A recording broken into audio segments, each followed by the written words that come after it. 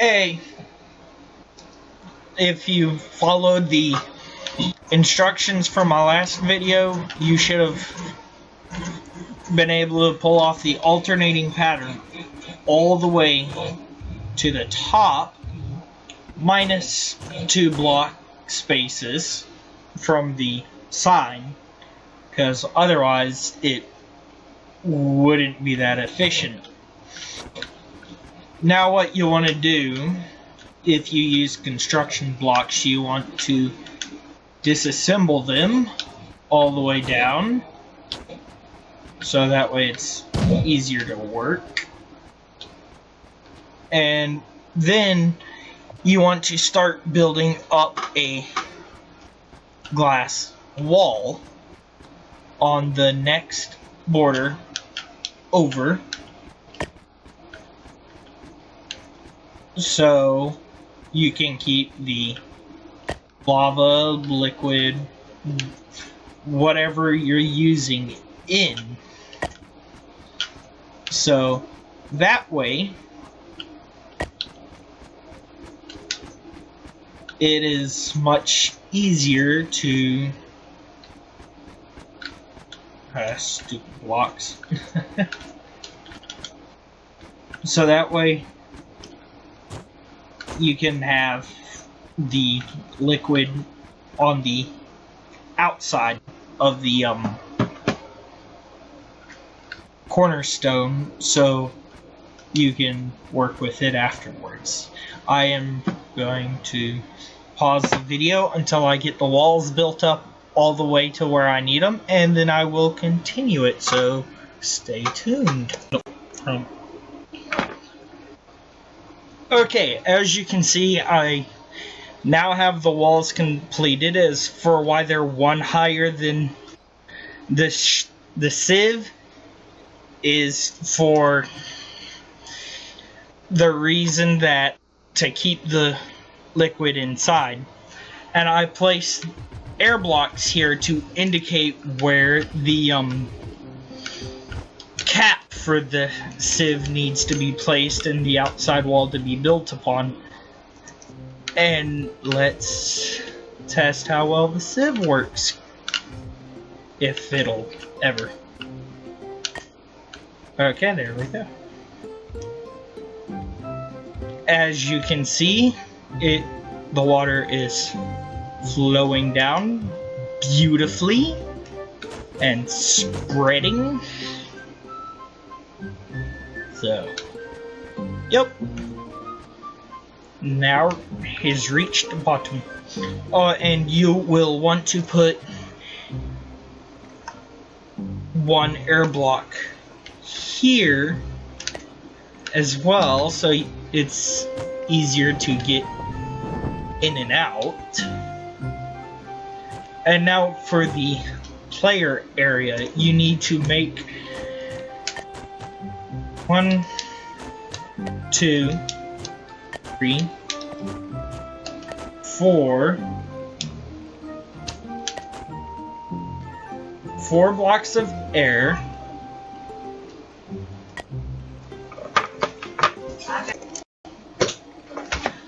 Sorry about that, but you want to make an additional platform in the player area, 4 blocks of air, and then like so, 2, 3, 4, 5. 1, 2, 3, 4, 5. 1, 2, 3, 4, 5. And then 1, 2, 3, 4, 5. Okay. And then you want to make it a 4x4 platform instead of 2x2, because that's just too small.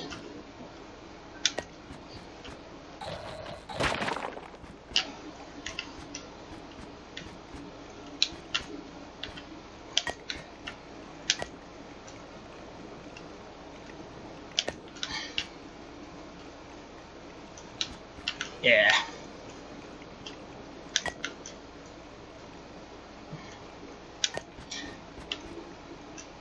And then you want 4 more blocks of air. And then you want the kill zone, well, kill tube, also 4x4, so that way the enemies aren't just going all over the place.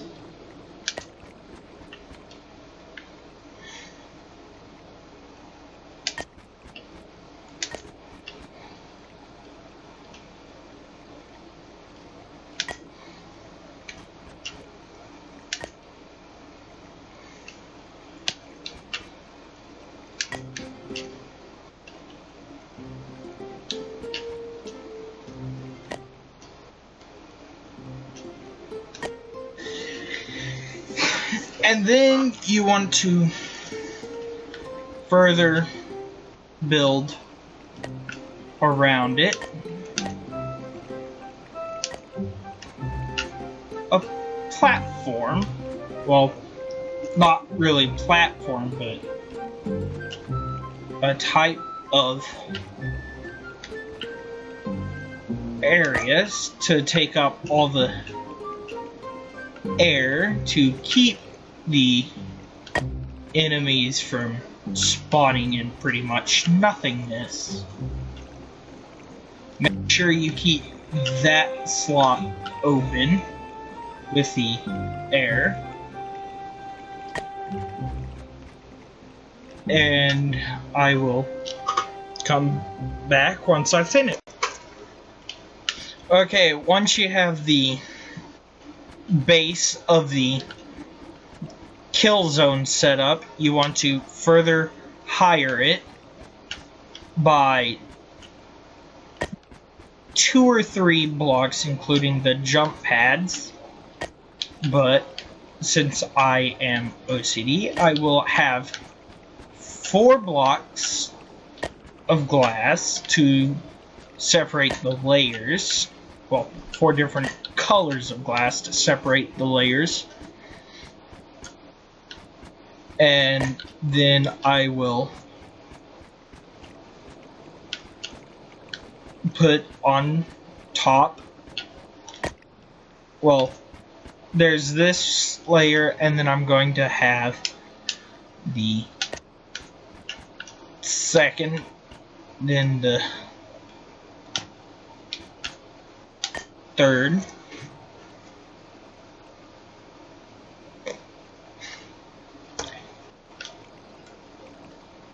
and then the fourth. I'm probably going to have to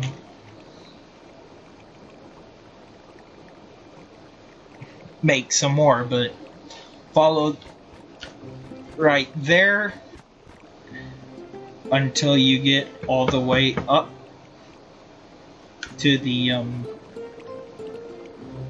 until you finish off the area, and then, well, finish the kill platforms and all that, the kill tube and you know, just finish this area. I will come back once I have. Okay, now after you get this whole area built up, you want to find the spots, like where I'm heading, and you want to all the way to the area, and you want to block off this top one right here. Water will flow outwards, at which point you will want to build a channel so as to keep the water, well, not water, but the enemies coming in.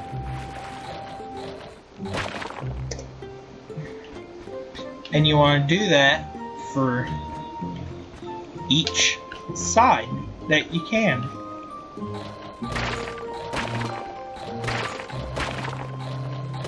So I will finish this up and I will get back to you once I have all 4 of the areas.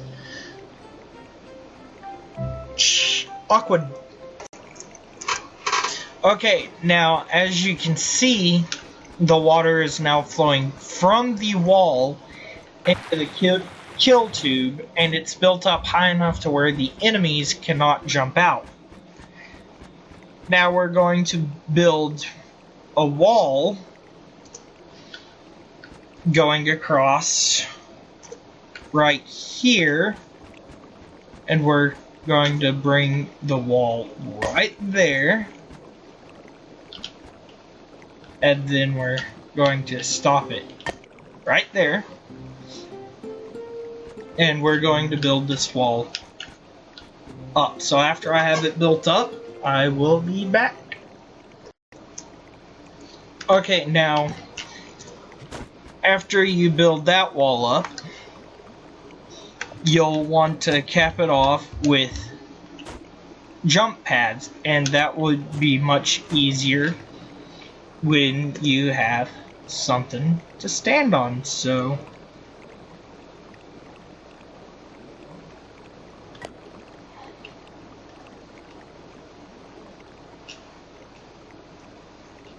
and when you have them capped off with jump pads, you'll want to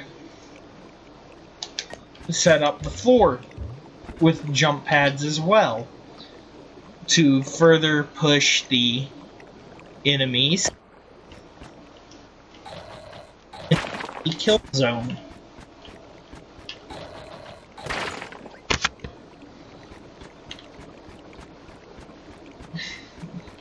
Now you want to place them in the corners as well, because we're going to put up another wall right here.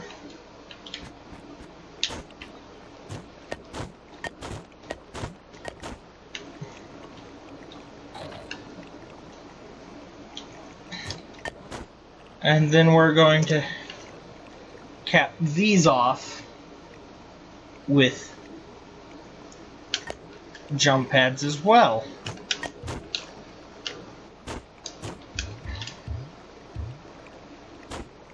Okay, I screwed that up, so destroy that one, put one there, and destroy the top ones here, because we also need to place some above this area. But we'll get to that when we get to it.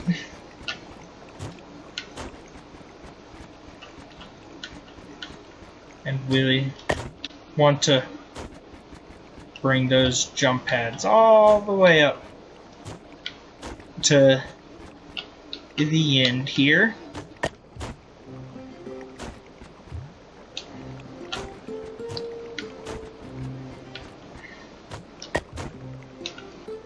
And then when we get here, we want to place them going that way to about right there. And we want to do it for all 3 rows.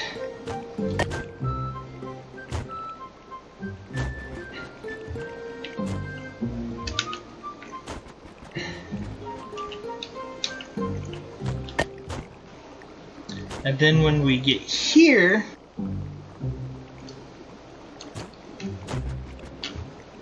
we want to place some more facing this way.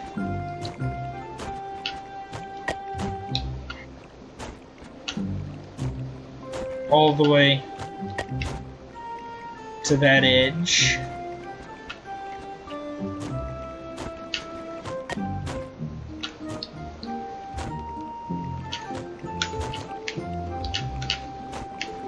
this part gets extremely difficult at times, so you gotta have patience.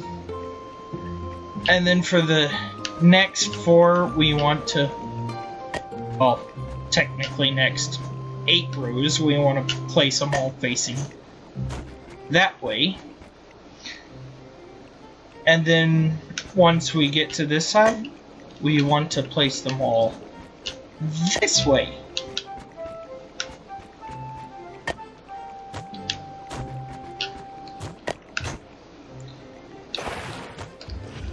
And you want to test to make sure the enemy can't go over built wall.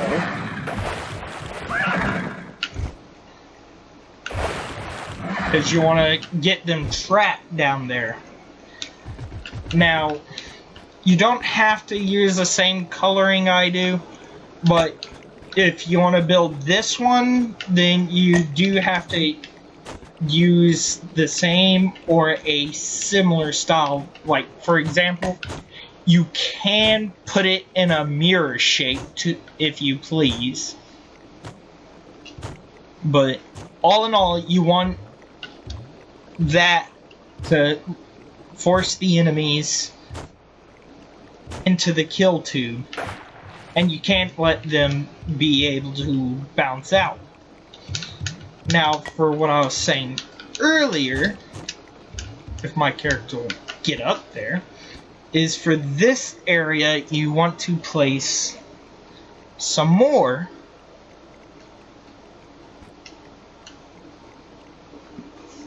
horizontal jump pads to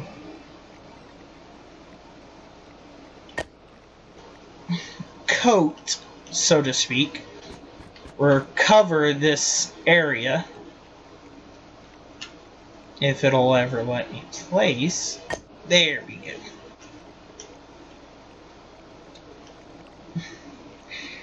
And you might be asking, how are we going to get out if we cover up the draft? Well, that's why we're going to place another one right about there. Well, down one. And we're going to jump over to it and place some air blocks directly beside it, so that way if an enemy does land on it, they'll get bounced right off.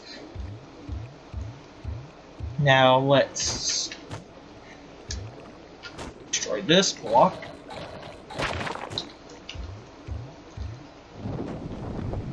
And then we come up here, and what you want to do now is you want to cap off the sieve or splitter box, whatever,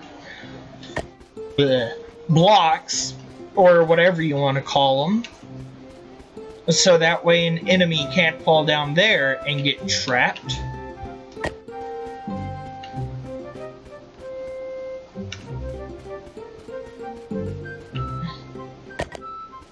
Ow. Ow. Stupid blocks.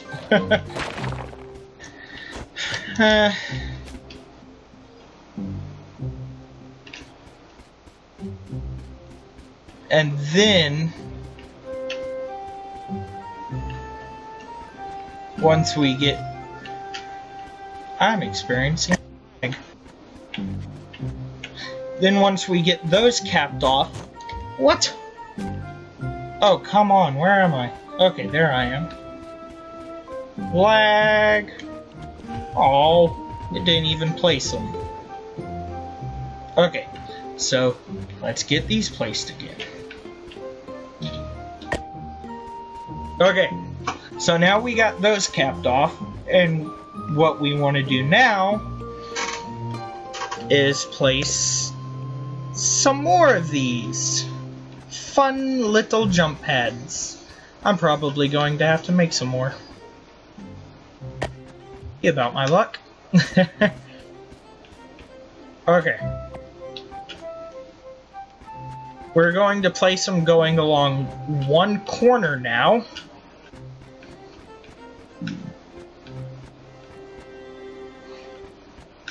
I'm out. Hang on, and I will be right back with some more. Okay, now I'm back. Now what? You just want to place them from corner to corner, but you want to leave these corners empty, so that way you can build up a wall. And what we're going to... I think I screwed up. No, I didn't screw up. My bad. But what the purpose of this wall is for is so that way we can build up and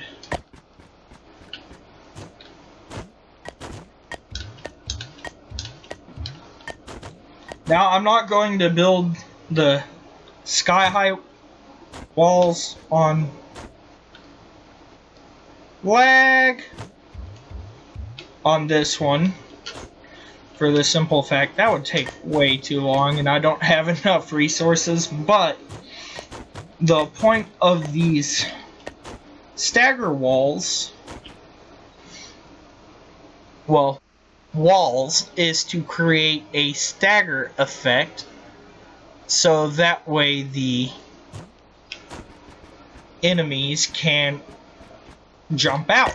Well, so that way they won't be bouncing back and forth constantly. And once I have the walls for this area built up, I will resume the video. Okay, and now we are done with creating the stagger effect. And what it does is when an enemy lands on a block, they'll get pushed over and they'll end up falling, and they're eventually forced into the kill tube.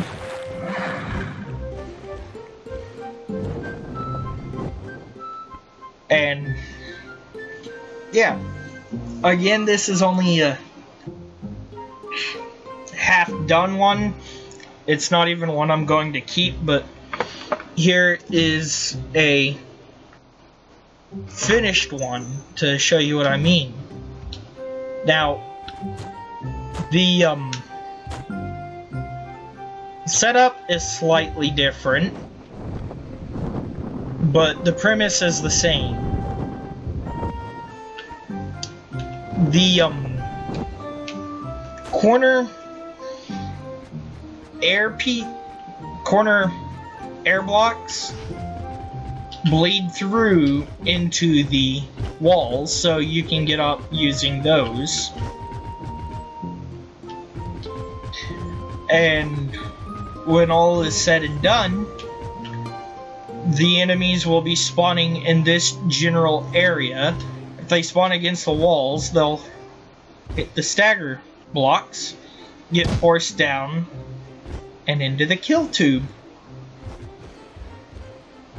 Again, you don't have to do it the way I did it, but a similar style is best.